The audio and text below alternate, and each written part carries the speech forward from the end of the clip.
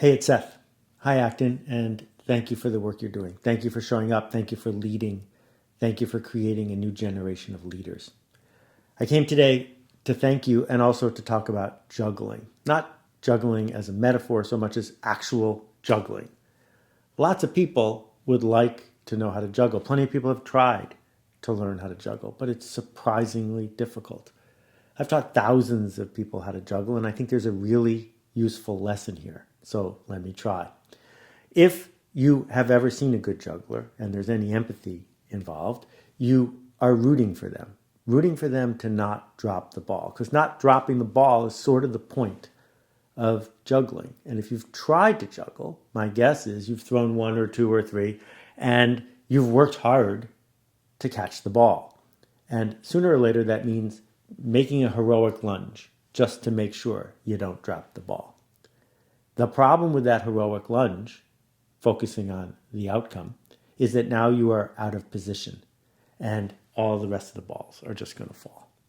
It turns out that if you want to learn how to juggle, you don't need to learn how to catch. You need to learn how to throw. And the way I teach juggling is pretty simple. We throw a ball and we let it drop. We throw a ball and we let it drop. We throw a ball and we let it drop. We do that for 20 minutes. And then we do two balls. Throw, throw, drop, drop, throw, throw, drop, drop. And then only after 40 minutes of throwing without regard for whether or not we can catch it, just getting good at throwing, then we do throw, throw, catch, catch, which is really easy. Because if you're good at throwing, the catching takes care of itself. And now we are at a crossroads as a culture, as a community. And the crossroads is this. For over 100 years, industrialism ruled our economy and our culture. And industrialism requires compliance. It requires obedience. It requires workers to do what they are told with a focus on the outcome. Check the box, get an A, do what you're told, hand your homework in on time. All of that was invented to create an environment where industrialists, people who own factories, could get a compliant workforce that they could coerce into doing what they wanted with a focus on the outcome. And that is called education, which is not the same as learning. Learning, every single thing we know, every single thing that is us, is something that we learned. How to walk, how to talk, how to ride a bike, and yes, how to juggle. The way we learn is, first, we are enrolled in the journey, emotionally willing to learn something. And second, by doing it. Not by reading about it, but by actually doing a thing. That is how our brain changes. And what you do, what each of you do, is you make a change happen. That is what teaching is. We change somebody from what they were to who they want to be. And the way that Acton has figured out how to do this, with student-centered, project-based, self-directed learning, can be magical. It can be magical if we help people understand that they need a practice.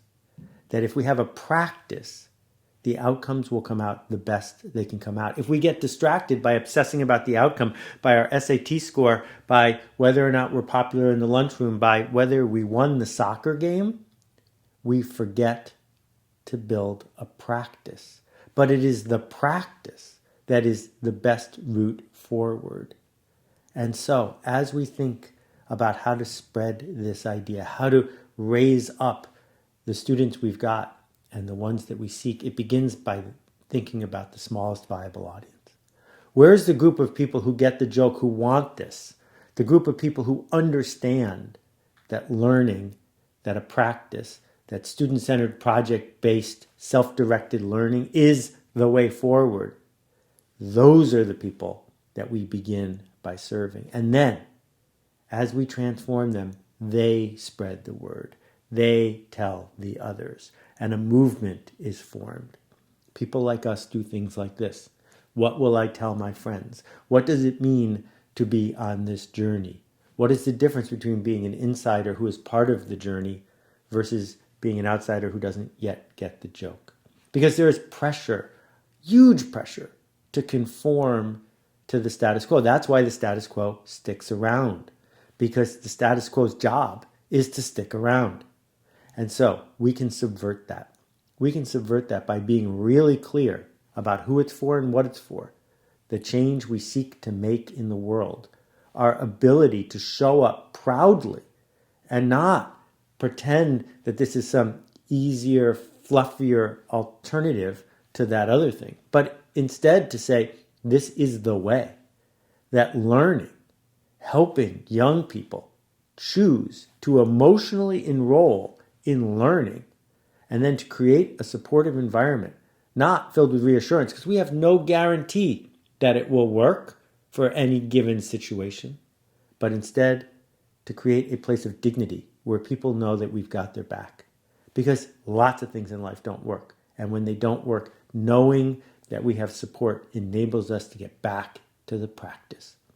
So I could rant about this all day long, but just know that I have huge admiration for anybody who cares enough to lead.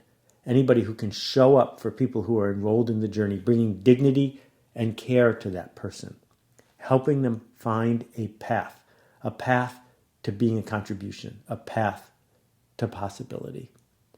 What's up on agenda for each of us is not the chance to succeed, because if you're watching this, you've already succeeded. It's the chance to matter, to be missed if you're gone, to do work that makes things better by making better things. A bunch of years ago, Neil Armstrong stepped on the moon, and NASA sent him to the moon and brought him and his team back safely when the sum computing power of the entire organization was less than the phone in your pocket. And so when we feel like we're boxed in, when we feel like it might not be working as quickly or as well as we want, it's worth looking up in the sky and realizing that there are footprints on the moon, that it is possible with coordinated, persistent, consistent, and generous effort to change things for the better, to do work that we are proud of. So thank you for leading. Thank you, Acton. It matters. Go make a ruckus.